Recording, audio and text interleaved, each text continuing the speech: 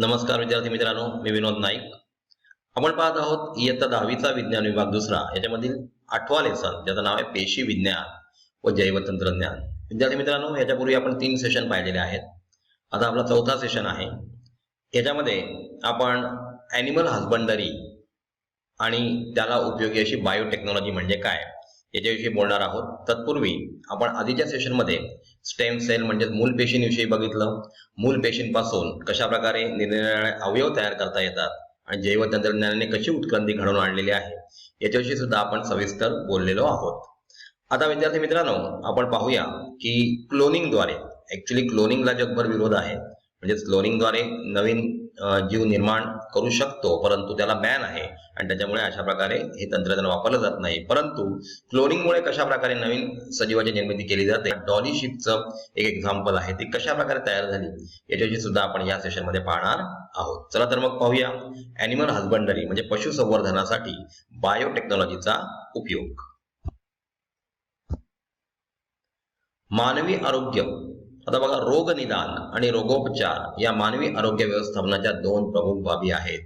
विद्यार्थी मित्रांनो, लक्षात घ्या, ताप बऱ्याच प्रकारचे असतात, परंतु ताप कोणत्या विषाणूमुळे आलेला आहे याचं रोग निदान करणं म्हणजे डायग्नोसिस करणं खूप गरजेचं आहे. तर रोग निदान म्हणजे डायग्नोसिस आणि रोगोपचार म्हणजे त्याच्यावर करण्यात आलेले उपचार या मानवी आरोग्य व्यवस्थापनाच्या 2 प्रमुख बाबी आहेत. एखाद्या आजारपणात व्यक्तीच्या जनुकांची काही भूमिका असेल तर ते जैवतंत्रज्ञानाच्या मदतीने लगेचच ओळखता येते. म्हणजे आजारपणात व्यक्तीच्या जनुकांचा काही प्रॉब्लेम असेल किंवा काही व्हेरिएशन झालेला असेल तर बायोटेक्नॉलॉजीच्या मदतीने आपण ते लगेच ओळखू शकतो. मधुमेह म्हणजे डायबेटीस. आपल्याला माहितच आहे की पॅनक्रियामधील बीटा सेल्स कधी कधी इन्शुलिनची निर्मिती करत नाहीत किंवा तयार झालेला इन्शुलिन हा साखर कंट्रोलसाठी वापरला जाऊ शकत नाही. त्यावेळेस त्या माणसाला डायबेटीस झाला असं म्हणतात किंवा मधुमेह झाला असं म्हणतात. हृदयरोग, एड्स, डेंग्यू यांसारख्या आजारांचे निदान आता जैव तंत्रज्ञानाच्या मदतीने त्या रोगांची लक्षणे दिसण्यापूर्वीच करता येणे शक्य झाले आहे. आणि आपल्याला माहिती आहे, एखादी गोष्ट जर प्राथमिक अवस्थेमध्ये असेल म्हणजे प्रायमरी स्टेजमध्ये असेल तर त्याच्यावर लवकरात लवकर उपचार करून त्या माणसाला योग्य प्रकारे जीवदान दिलं जाऊ शकतं. आणि हे जे डायग्नोसिस आहे, जसं की मधुमेह, हृदयरोग, एड्स किंवा डेंग्यू या आजारांचं निदान आता जैवतंत्रज्ञानाच्या मदतीने सोपं झालेलं आहे आणि ते काही लक्षण दिसण्यापूर्वीच ते केलं जाऊ शकतं. त्यामुळे उपचारही लवकर करता येतात. रोगांवरील उपचारासाठी विविध औषधे वापरली जातात, तसेच विविध लसी म्हणजे वॅक्सिन्स वापरली जातात. प्रतिजैविके म्हणजे अँटीबायोटिक सुद्धा तयार केली जात आहेत. म्हणजे हा उपयोग आहे बायोटेक्नॉलॉजीचा. लसी आणि लसीकरण बघा, म्हणजे व्हॅक्सिन आणि व्हॅक्सिनेशन. विशिष्ट रोगजंतू अथवा रोगाविरुद्ध कायमस्वरूपी अथवा काही कालावधीपुरती प्रतिकार क्षमता मिळवण्यासाठी दिलेले प्रतिजन म्हणजे अँटीजन युक्त पदार्थ म्हणजे लस होय. म्हणजे प्रतिजन तयार करतो म्हणजे अँटीजन तयार होते आणि त्याच्यानुसार प्रतिकार क्षमता वाढते. इम्युनिटी वाढवण्याची आपली गरज असते. आता कोरोना व्हायरसला लढा देण्यासाठी आपल्याला आपली इम्युनिटी चांगली मजबूत करायला हवी. म्हणजे आपण रोज एक्सरसाइज केला पाहिजे किंवा इतर गोष्टी, चांगल्या प्रकारच्या गोष्टी आपण खाल्ल्या पाहिजेत, तरच आपण आपली बॉडी रोग प्रतिकार क्षमता त्याच्यामध्ये वाढेल आणि अशा प्रकारे आपण त्याच्यापासून म्हणजे इतर आजारांपासून वाचू शकतो. तर पारंपरिकरित्या रोगजंतूंचा वापर करूनच लशी तयार केल्या जात असत. त्यासाठी रोगजंतूंना पूर्णपणे अथवा अर्धमेले करून त्याचाच वापर लस म्हणून केला जात असे. आता आपण बघतो पोलिओ वॅक्सिनेशन चालू आहे आपल्या देशामध्ये, कारण पोलिओचं इरेडिकेशन करायचं आहे. मग अशा प्रकारच्या लशी तयार करताना म्हणजे पारंपरिक पद्धतीने करताना एकतर ते विषाणू असतात ते पूर्णपणे मारून त्या चांगल्या माणसाच्या शरीरात टाकले जातात किंवा अर्धमेले करून त्यांना टाकले जातात, जेणेकरून पांढऱ्या रक्तपेशी त्यांच्याबरोबर लढतात आणि अशा प्रकारच्या विषाणूंबरोबर कसं लढावं यांचं ट्रेनिंग त्यांना तिथे दिलं जातं. त्यासाठी रोगजंतूंना पूर्णपणे अथवा अर्धमेले करून त्याचाच वापर लस म्हणून केला जात असे. परंतु यातून काही व्यक्तींना संबंधित आजाराची लागणी होण्याची शक्यता असेल. बघा, आपण पोलिओ वॅक्सिनेशन झाल्यावर आपण आपल्याला ऐकायला येतं, काही न्यूज येतात टीव्हीवर की पोलिओ वॅक्सिनेशन देऊन सुद्धा त्या मुलाला पोलिओ झालेला आहे. म्हणजे अशा प्रकारची बाधा सुद्धा त्याला होऊ शकते, त्या बाळाला होऊ शकते. यावर दुसरा मार्ग म्हणून शास्त्रज्ञांनी जैवतंत्रज्ञानाचा वापर करून कृत्रिमरित्या लस तयार करण्याचा प्रयत्न केला. त्यासाठी त्यांनी रोगजंतूंचे जे प्रतिजन म्हणजेच रोगजंतूचं जे प्रथिन होतं, जे प्रोटीन होतं, त्याचा प्रतिजन म्हणून काम करते त्याचे जनुक मिळून त्याच्या मदतीने प्रयोगशाळेतच ते प्रतिजन तयार केले आणि त्याचा वापर लस म्हणून केला. म्हणजे त्या रोग जंतूचं प्रतिजन काढण्याऐवजी त्यांनी प्रयोगशाळेमध्ये ते जनुक मिळवलं आणि लस तयार केली. यामुळे अत्यंत सुरक्षित लसी तयार करता येऊ लागल्या आहेत. इथे पहा, आता अर्धमेले किंवा मृत जीवाणू किंवा विषाणू न टोचता प्रतिजन म्हणून काम करणारी प्रथिने शुद्ध स्वरूपात टोचली जातात. म्हणजे पूर्वीच्या काळी जसं अर्धमेले जीवाणू किंवा जीवाणू किंवा विषाणू टोचले जायचे, तसं न करता आता फक्त जनुकांच्या साहाय्याने लस टोचली जाते. ही प्रथिने रोगाविरुद्ध प्रतिकार शक्ती कार्यान्वित ठेवून व्यक्तीला रोगमुक्त ठेवतात. म्हणजे रोगाविरुद्ध जो कोणता आजार असेल, जसं की आपण बघतो पोलिओ, या आजाराविरुद्ध लढण्यासाठी त्या व्यक्तीला रोगमुक्त ठेवलं जातं. लसीकरणामध्ये आता प्रतिकारी प्रथिने टोचणे अतिसुरक्षित आहे. जैवतंत्रज्ञानाच्या आधारे तयार करण्यात आलेल्या लसी अधिक तापस्थिर असून त्यांची क्षमता जास्त काळ टिकून राहते. उदाहरणार्थ पोलिओ लस, हेपॅटायटिस लस इत्यादी. म्हणजे लक्षात घ्या की बायोटेक्नॉलॉजीचा वापर करून ते तयार केलेल्या ज्या लसी आहेत त्या अधिक तापस्थिर आहेत. कोणत्याही तापमानाला त्या स्थिर राहू शकतात आणि त्याच्यामुळे त्यांची क्षमता जी आहे ती जास्त काळ टिकून राहते. उदाहरणार्थ आपण बघितलेलं आहे पोलिओ व्हॅक्सिन आणि हेपॅटायटिस. म्हणजे लिव्हरशी संबंधित, लिव्हरला जेव्हा सूज येते तेव्हा त्याला हेपॅटायटिसचं म्हटलं जातं. आता बघूया खाद्य लसी, इडिबल व्हॅक्सिन्स कशा तयार केल्या जातात ते आपण बघूया. खाद्य लसी निर्माण करण्याचे कार्य चालू असून सध्या जनुकीय तंत्रज्ञानाच्या साहाय्याने बटाट्यांचे उत्पादन घेतले जात आहे. आता हे बटाटे कसे उत्पादन घेतले जातात याची इमेज किंवा याचा पिक्चर आपल्याला पुढल्या स्लाइडमध्ये दिसणार आहे. या बटाट्यांना जनुकीय पारेषित बटाटे म्हणजे ट्रान्सजेनिक पोटॅटोज असं म्हटलं जातं. हे बटाटे आता लक्षात घे, अशा प्रकारचे जे बटाटे आहेत, जे जनुकीय पारेषित बटाटे आहेत म्हणजे ट्रान्सजेनिक पोटॅटोज आहेत, त्याच्यामध्ये व्हिब्रिओ कॉलेरी किंवा इस्केरेशिया कोलाय यांसारख्या जीवाणूंच्या विरुद्ध काम करण्याची क्षमता असते. हे बटाटे खाल्ल्यामुळे कॉलरा किंवा ई कोलाय जीवाणूंमुळे होणाऱ्या रोगाविरुद्ध प्रतिकार क्षमता निर्माण होते. म्हणजे व्हिब्रिओ कॉलेरी जो दिसतोय तो कॉलरा हा रोग देत असतो आणि त्याच्यामुळे त्याच्या विरुद्ध लढण्यासाठी ही ट्रान्सजेनिक पोटॅटोज आपण आपल्या रोजच्या जेवणामध्ये वापरू शकतो. किंवा ई कोलाय जिथे इस्केरेशिया कोलाय या जीवाणूंमुळे होणाऱ्या रोगाविरुद्ध प्रतिकार शक्ती निर्माण होते. असे जनुकीय पारेषित बटाटे शिजवून खाल्ले तर काय होईल? लक्षात घ्या विद्यार्थी मित्रांनो, असे जर बटाटे आपण शिजवून खाल्ले तर त्याच्यामध्ये हे जे काही जनुकं टाकलेली आहेत ती मरून जातील आणि त्याच्यामुळे त्याचा काही उपयोग होणार नाही आणि म्हणून ती कच्चीच म्हणजे रॉ पोटॅटोज आपल्याला खावी लागतील. आता इथे बघा, मानवी रोगजंतू मधून इच्छित जनुक वेगळा काढलेला आहे. जसं कॉलेराचा आणि आता बघितलं की कोलाय जीवाणू, ई कोलाय जीवाणू बघितला आपण की जनुकीय पारेषित वनस्पती म्हणजे विषाणू याच्यात पारेषित केलं जातं. म्हणजे ट्रान्सजेनिक पोटॅटोजचा वापर इथे केला जातो. बटाट्याच्या पानांच्या तुकड्यांना विषाणू संसर्ग करतो आणि पानांच्या तुकड्यापासून संपूर्ण रोग तयार होते, ज्यात मानवी रोगजंतूंचे जनुक आहे. लक्षात घ्या, पहिलीच इमेज आपल्याला दिसते बघा, त्यातून मानवी जंतूमधून इच्छित जनुक काढलं जातं आणि बटाट्यांच्या पानांमध्ये टाकलं जातं. बटाट्याच्या पानांपासून वनस्पती वाढवली जाते. आता कच्च्या बटाट्यांचे सेवन केल्याने त्या रोग जंतूंविरुद्ध प्रतिक्षमता निर्माण होते. म्हणजेच विद्यार्थी मित्रांनो, लक्षात घ्या की अशा प्रकारचे बटाटे जे आहेत ते शिजवून खाण्यात काही अर्थ नाही, कारण याच्यामुळे तो तयार झालेला जनुकीय जीवाणू जो आहे तो मरून जाईल. इथे बघा, रोगोपचार म्हणजे इन्शुलिन. आता इन्शुलिन कुठे तयार होतं तर पॅनक्रियामध्ये तयार होतं, स्वादुपिंडामध्ये. आता ह्याचं काम काय आहे तर याचं काम आहे ते साखर कंट्रोल करण्याचं. किंवा सोमटोट्रॉपिन हे वाढीचे संप्रेरक, रक्त गोठवणारे घटक यांच्या निर्मितीसाठी जैव तंत्रज्ञानाचा वापर केला जातो. बघा विद्यार्थी मित्रांनो, आपण आतापर्यंत बघत आलेलो आहोत की प्रत्येक ठिकाणी बायोटेक्नॉलॉजीचा वापर करून आपण आपलं जीवन सुसह्य बनवण्याचा प्रयत्न आजच्या युगामध्ये करत आहोत. इंटरफेरॉन बघा, इंटरफेरॉन या छोट्या आकाराच्या प्रथिनांचा गट असून, आता इंटरफेरॉन म्हणजे काय तर छोट्या आकाराच्या प्रथिनांचा गट असून विषाणूजन्य रोगांच्या उपचारासाठी वापरण्यात येतो. त्यांची निर्मिती रक्तात होते. आता लक्षात घ्या विद्यार्थी मित्रांनो की जीवाणू विरुद्ध अँटीबायोटिक्स काम करत असतात, परंतु विषाणू विरुद्ध अँटीबायोटिक्स काम करू शकत नाहीत आणि म्हणून अशा प्रकारे बायोटेक्नॉलॉजीच्या वापरातून आपण विषाणूजन्य रोगांच्या उपचारासाठी काही प्रथिनांचे गट तयार करतो. म्हणजे इंटरफेरॉन हा त्याच्यापैकीच एक आहे. त्याची निर्मिती रक्तात होते. आता मात्र जैवतंत्रज्ञानाच्या मदतीने जनुकीयदृष्ट्या उन्नत जीवाणू ई कोलायचा वापर इंटरफेरॉन निर्माण करण्यासाठी केला जातो. म्हणजे बघा विद्यार्थी मित्रांनो की इथे जीवाणू ज्याचं नाव आहे ई कोलाय याचाच वापर करून इंटरफेरॉनची निर्मिती केली जाते.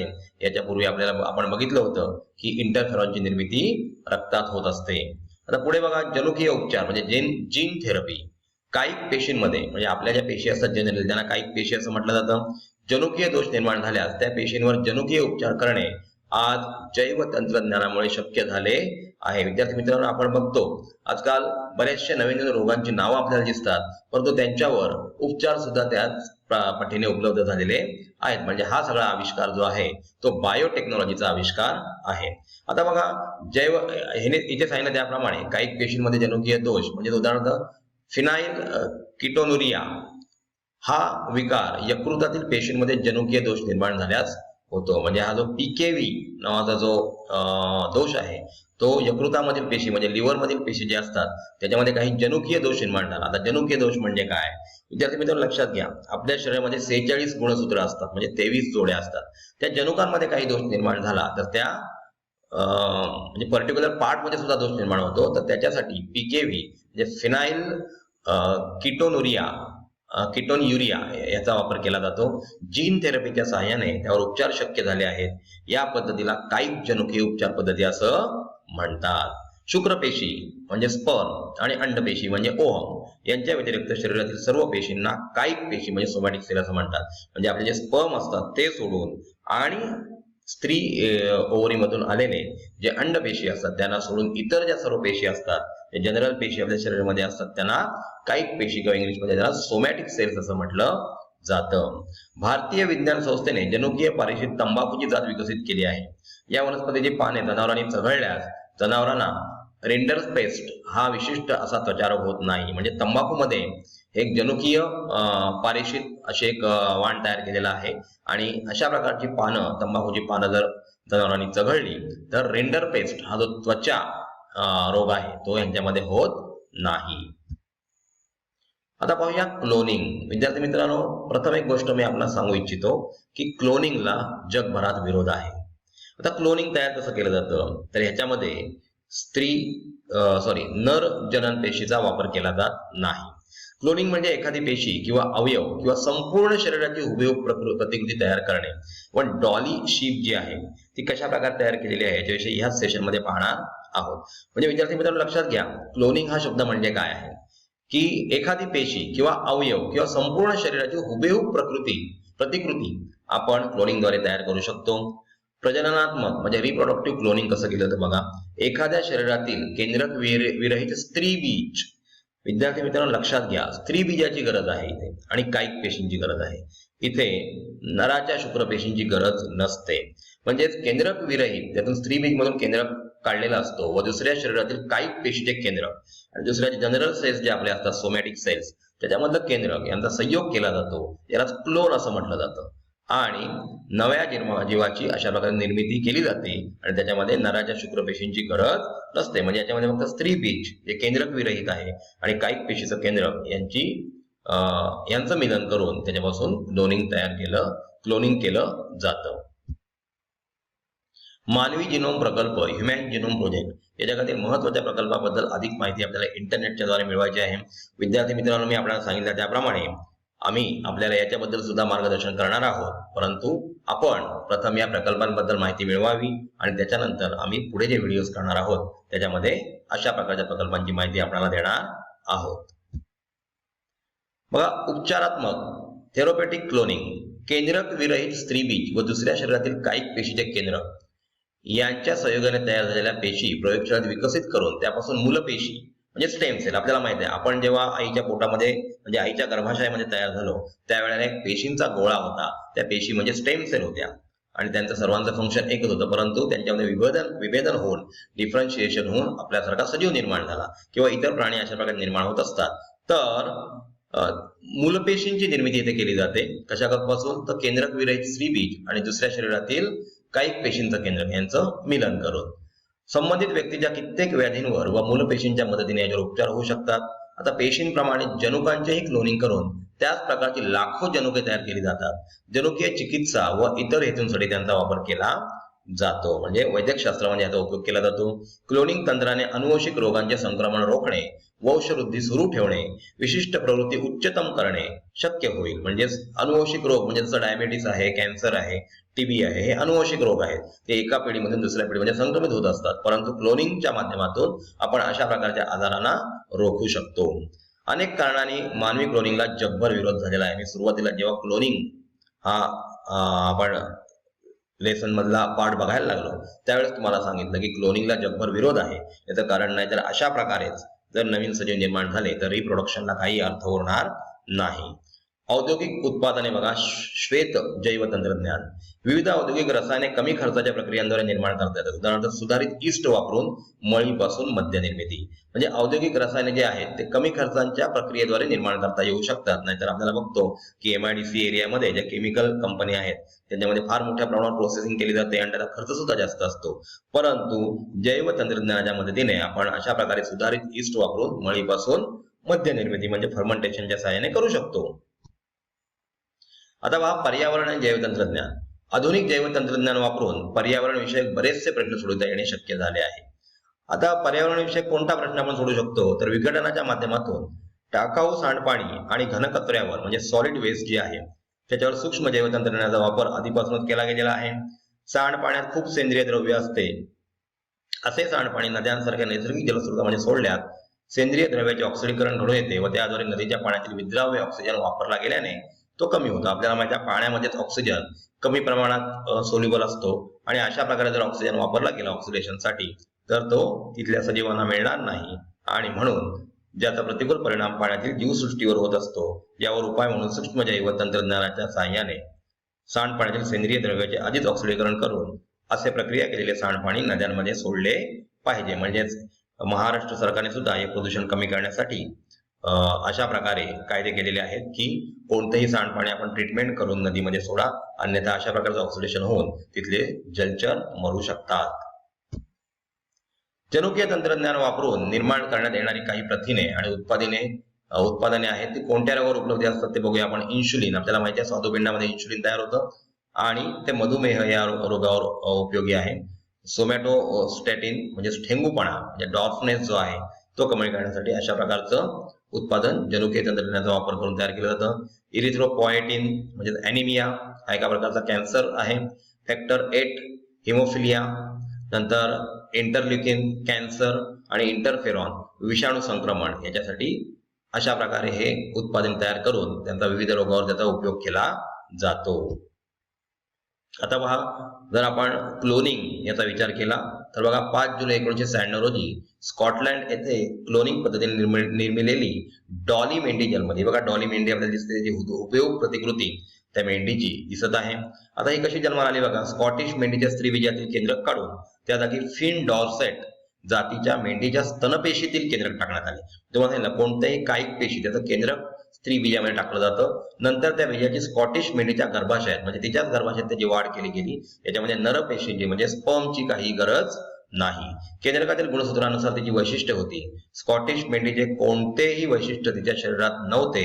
अनेक पिलांना जन्म देऊन डॉली फुफ्फुसाच्या रोगाने 14 फेब्रुवारी 2003 रोजी मरण पावली. विद्यार्थी मित्रांनो लक्षात घ्या, इथे एक महत्वाचा पॉइंट आपल्याला दिसतोय की स्कॉटिश मेंढीचे कोणतेही वैशिष्ट्य तिच्या शरीरात नव्हते. याचं कारण स्कॉटिश मेंढी म्हणजे तिची जी आई होती ती नर आणि मादी यांच्या संयोगाने तयार झालेली होती, परंतु इथे नर पेशींचा कोणताही उपयोग केला नव्हता. अशा प्रकारची ही मेंढी अनेक पिल्लांना जन्म देऊन 14 फेब्रुवारी 2003 रोजी मरण पावली. आता 1996 रोजी हिचा जन्म झाला होता आणि 2003 म्हणजे साधारण 7 वर्षांनी ही मरण पावलेली आहे. तर अशा प्रकारे विद्यार्थी मित्रांनो आपण या सेशनमध्ये कशा प्रकारे क्लोनिंग केलं जातं, क्लोनिंगद्वारे कशा प्रकारे नवीन सजीव निर्माण केला जातो याच्याविषयी माहिती घेतलेली आहे. धन्यवाद.